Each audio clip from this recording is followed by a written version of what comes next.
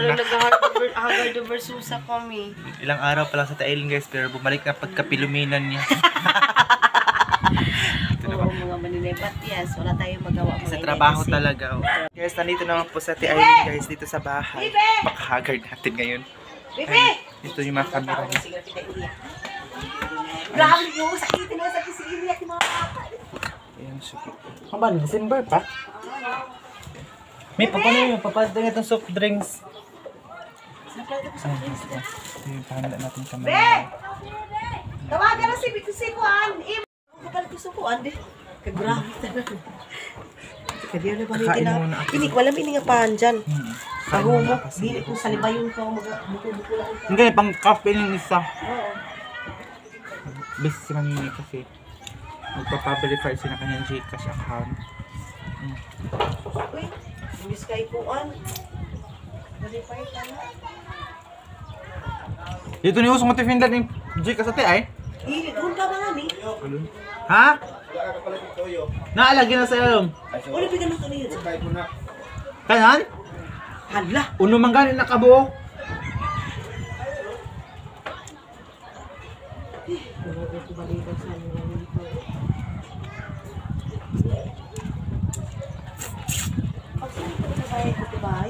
Ano ba mag-verify sa kong dyan? Kuan, ID. Kaya nga song ID mo. Magpapaverify sa ID ng Gcash niya. Kasi sa Pinad, hindi uso yung Gcash. Basta ito nagabog daw ng tiyahan, no?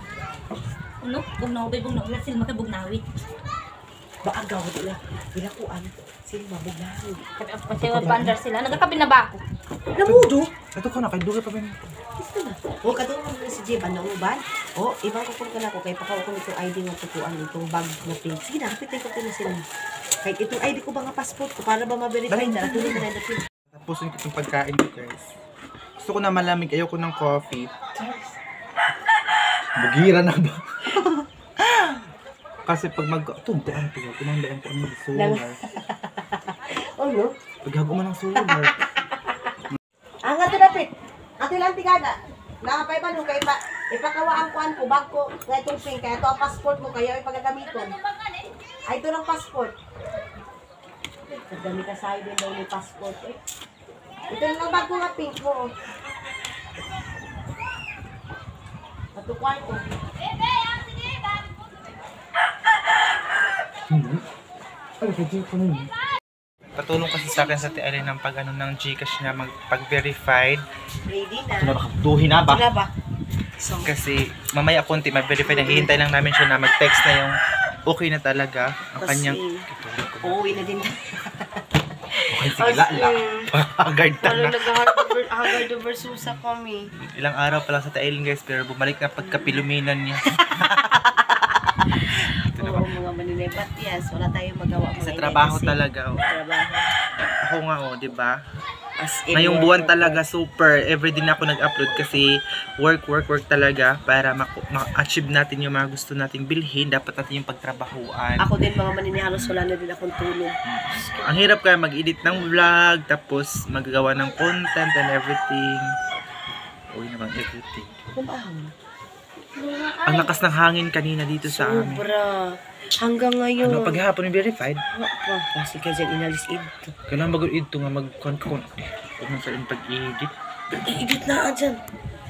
Ito sa amin paghapon. Marami na makikita dun sa baba. Mas iman. Mas duck. Ayan na! Samukin na ba ako agad yun? Ayan yung mga bag.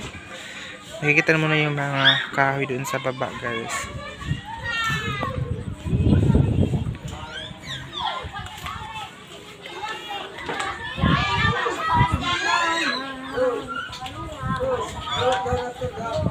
Mahangin at saka umuulan kanina, guys. 1 hour later. Guys, nandito naman po tayo nga sa ating kitchen. Kasi nagluluto tayo nga ng isda. And actually, inanapan pa yung isda na linisan pa. So, linisan ko yung linisan ko yung kawali natin. Yung ano kasi namin kitchen, guys, is napunta yung hangin dito. So, glabay ra ang kuan ba? Kayo. dumaan lang yung apoy. Tapos umusok lang siya. So, ilalagay ko muna kayo dito kasi maghihiwa muna tayo ng ating mga ingredients para sa ating lulutuin ngayon. Kasi gusto ko talagang muna content ay ang pagluto-luto muna for today kasi minsan nakakapagod din magpunta ng sakahan. Alam niyo po ba nung nakaharaan, parang talaga akong binugbog ng sobra-sobra kasi sobrang sakit ng aking katawan dahil ilang araw or ano po, parang isang linggo, pabalik-balik ako doon kasi nga po nangingisda.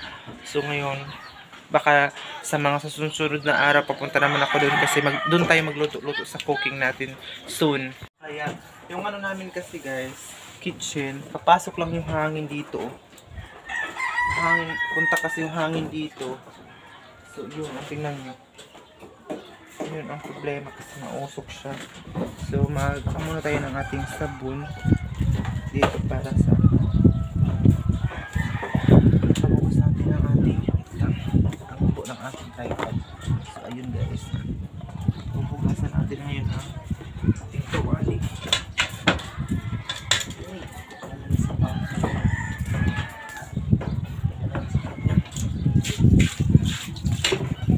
Nilagyan kasi namin ito nilutuan kasi namin ito ng bukayo.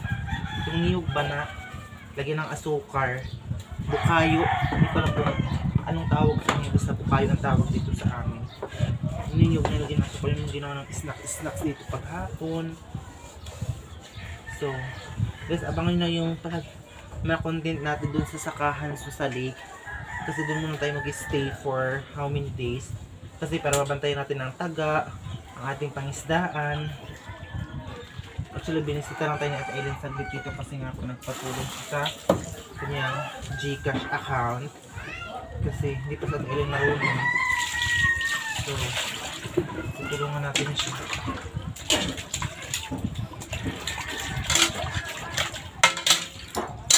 Tutulungan natin siya. Ayan, problema.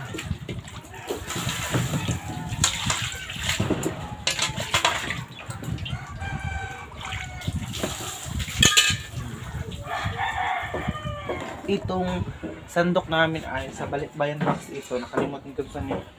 Ayun, pink. Parang kang Ma'am Ata yan. Or, sino yung napadala sa amin ng Balikbayan box? Nakalimutan ko na. Ito muna itong gagamitin natin na pangkunas dito. Kasi may mga kape dito. Ayun. Nasa nilagin ito. Ayun guys. So, ganito kang daily routine namin sa bahay. Pagluluto. Actually, nagpunta naman tayo sa bahay natin Aileen guys, pero ito yung makapag-vlog nun para makapag-focus siya dito sa kanyang house. Diba? So, tita ko pumunta dito sa bahay. Hindi siya mulaga. Hindi ako makaano ngayon pagluto talaga. Ayun. So, yun nga guys, kasi sa Ate Aileen, marami tayong nasasabi ng nagawa siya ng Gcash. So, gumawa siya, pero hindi talaga siya marunong kaya nag-install ako ng Gcash niya at ako yung nag-verified para talaga. So, importante kasi yung Gcash din guys is para sa load. Ako din, yung Gcash ko, kay mama po yung pangalan, pero sa akin po yung number. Yan. Pero ang Gcash natin ngayon guys, zero balance talaga siya. Hindi siya mo ano namin. Ano naman yan. Ano ang kalayo, papunta siya doon. Talaga siya mo. Isama ito ano namin. Ang makahoy namin basta. Unaon? Ay, nandito yung tita ko. Kaya siya ito.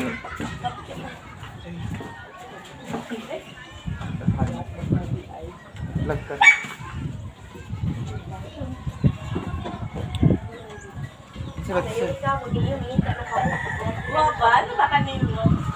Magkano ba ito sa Tiana? Magpakasal pala sa kasalan ng bayan. Kasalan ng bayan guys, kapatid yung magpakasal sila. Walang gabi. Ito! Para wala pa sila ng Herman na gamit guys para sa ano nila, kasal. Ano pa sila ng gown. Kasalan ng bayan. Talaga siya musiga. Layo, oh my God. Pwede man ito ano ng lubi guys. Oh. Pwede man ito pang suglot siguro. Wala. Ayun guys, dahil ano ng ating kanin, para wala na siyang tubig, so ilalagay na natin itong kawali dito. So nilagyan ko siya ng bagol. Alam niyo ba yung ano ng niyog? So magaling din ito siya pang paano na apoy.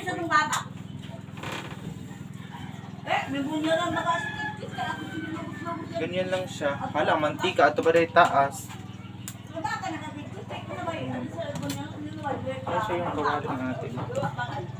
So, kukunin ko muna yung mantika namin sa taas. Ito yung isda na lulutuin natin. Meron tayong puyo. Ayan, puyo. Tayong dalag. So, mag-aadobo tayo o magigisa tayo ngayon ng isda.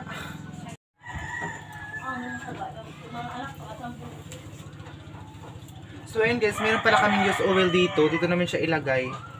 Ayan, so ito yung used oil. So ito yung ilalagay natin sa kawali ngayon. So, ito yung gagamitin natin. At magano muna tayo ng ating mga ingredients. Ito. Ito natin siya. So, babalatan natin muna siya. Bungga-bungga na yung pag ano ng apoy. Kunti na lang aming lamas kasi bihira lang tayo makapunta ng bayan kasi malayo talaga ang bayan sa amin. Minsan 1,000 pesos ang magastos mo kasi nga po mahal ang gasolina. Minsan 500 pesos po ang magagastos. Ganun po dito sa amin. The next one is luya. Halay! Magalupad din kayo ma. Ang kayo galupad na. Tingnan yung apoy, grabe. Parang masusunog na itong kitchen namin. Use oil. Use oil. Hanan baso. Kaya nagtatanong kung dito ba yung ano natin. Pero use oil ang ating gagamitin. Aray! Kasigahin na ba, ama? Ay, kayo tutuhan paglaho. Uy, dito sunog kita. Natatakot kami nito guys. Kasi ang... Oh my God. Hawang na yung kakama. Una na Takot kami ni Hong, baka maano kami sunog. Kami kung baka masunog guys, pag lagyan natin ng mantika eh. Kaya dito muna natin siya ilagay sa gilid. Diyan, madapog kayo dyan. Umuta na yung lubo. So, lagyan muna natin ng mantika. Ganito kami guys, kukunin muna namin siya kasi para hindi magdakop ng dakipin yung mantika. So, ibabalik din natin siya mamaya sa dito na, ibabalik din natin siya dyan. Natatakot si mama, baka maano yung... Kasi kapag malakas yung apoy, maabot itong ano namin kitchen. O, tapos mga kawayan ito, madali lang siyang masunog talaga. So, kaya, yun ang... Tingnan si mama, o, nabalaka. O, nabalaka talaga siya guys, baka masunog kami. Ayan. Tapos lalagyan na natin siya ng Bombay.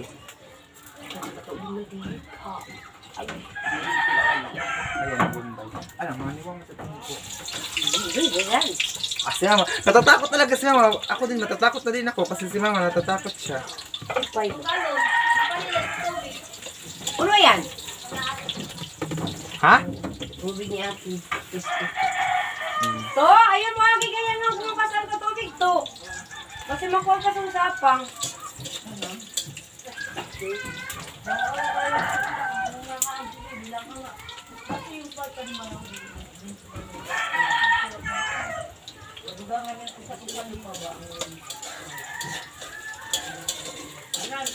Natatakot talaga si mama pag malakas yung apoy. Tapos ilalagay na natin ang ilalagay na natin ang isda dito. Tapos na pa itong nalinisan itong dalag. So una muna natin itong kanin. Kailangan muna natin kunin ito. Ayan, kunin muna natin siya. Para hindi tayo magkakawas ng apoy. Ganyan.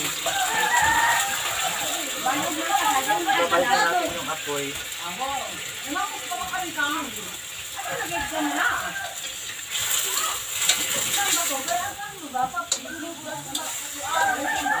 Ganyan lang guys, ang ginisa sa amin. Tapos takpan natin siya ng ito. Ganyan. May bukas rin. Ayan. Nagtatanong yung ate kung ano daw ulam na yun. Tubig na! Mamaya, talagay. Hugasin na yan, hugasin, palihog. Kaya putante ng tubig pang sabaw. Kailangan maano muna natin siya para siyang prito para mawala talaga yung langsa. Tapos lagyan natin siyang sabaw. O diba? Masarap na. At lagyan natin ng konting gulay. Sino ba yung gusto natin? Huwag ganito nila tita. Lagyan natin siya ng tubig. Sunog So maraming salamat po guys sa lahat po ng mga nag-subscribe. Ang bitsin niya ito taas palihog. Ito taas. Wasti nga ni. Oh, bibitsin nga ni ama! Oh, ibitsin nga ni mother. Ang sa taas tayo!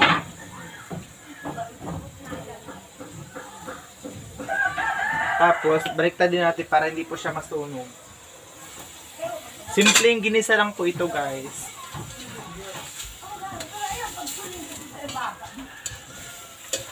Simpleng ginisang isda.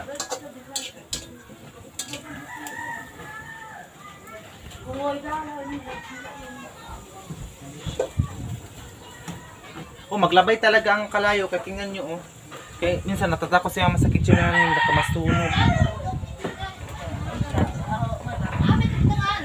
So again guys, hindi pa po nakapag-subscribe, please subscribe my YouTube channel at saka huwag niyo skip yung mga ads natin at saka i-follow niyo po ako sa aking Facebook account kasi pag malaki-laki na ang ating kikitain guys ay mag-vlog ano tayo sa pagluto natin yung ang vlog natin ay pagluto-luto na talaga para maiba naman ang ating content.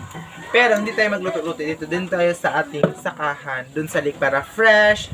And province na province talaga, magtatanim tayo ng mga gulay-gulay. Kaya pag makapunta ako ng bayan guys, kapag may pera ako, pag makapunta ako ng bayan, bibili ako ng mga, alam niyo ba, mga seeds, yung mga similya ng atsa, kamatis, bawang, everything na pang pwede mong pantanim kasi malupa naman dito para ilang days siguro, kahit naputik pa, magtatanim na ako doon sa sakahan namin para pag mawala itong ba, pag magtanim kami ng mais doon, ay mayroon na mga gulay-gulay, di ba? So sa ngayon, ayun guys, kasi mag-aalaga din tayo ng manok doon, province na province ang ating vlog talaga para soon ay ma-achieve din natin yung mga, pag mataas na yung viewers natin, aray! Nasunog na ako guys. Okay. Para ma-achieve, pag mataas na yung subscriber natin guys, ma-achieve na natin yung mga gusto natin gawin. Diba? Kaya, sa ngayon, ito lang muna guys ang kaya natin. Mga simpleng luto-luto, ganyan. Ganyan talaga siya guys. Kailangan po talaga ipano yung ano para yung langsa at saka yung mantika ay ano talaga doon sa isda. Actually masarap ito guys kasi masarap naman talaga ako magluto. O dito namin ilagay yung mga kutsara namin kasi wala kaming lagayan ng kutsara. Dito namin siya nilagay.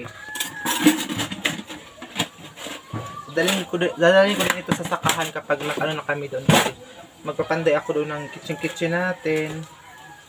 Para doon tayo magluluto. Hindi ko pwede ito natubigan. Lagyan ko muna siya ng asin at saka bitchin guys para mano na yung lasa para maka ano talaga yung manood talaga yung ano talaga yung lasa niya doon sa ilalim. Kunti lang yung bitchin natin. Hindi kami gumamit ng magic sarap. Bitchin lang talaga guys, sapat na.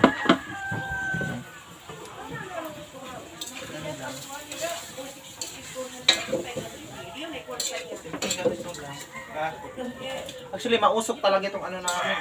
Kasi basa ang kahoy namin. Basang-basa ang aming kahoy for this video.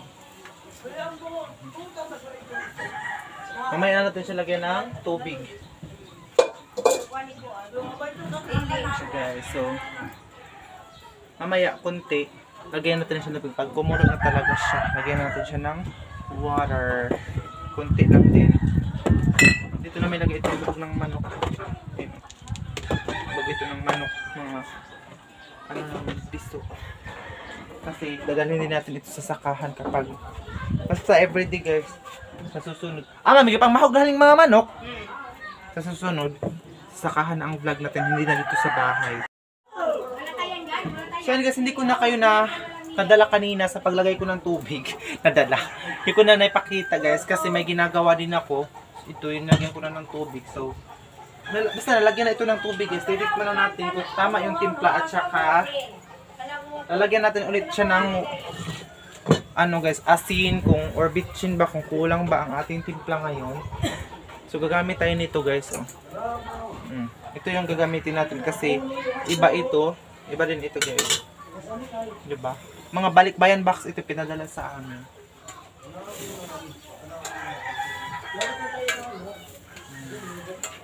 Kuntian lang natin yung sabaw para masarap. O diba? Parang may milk ang sabaw.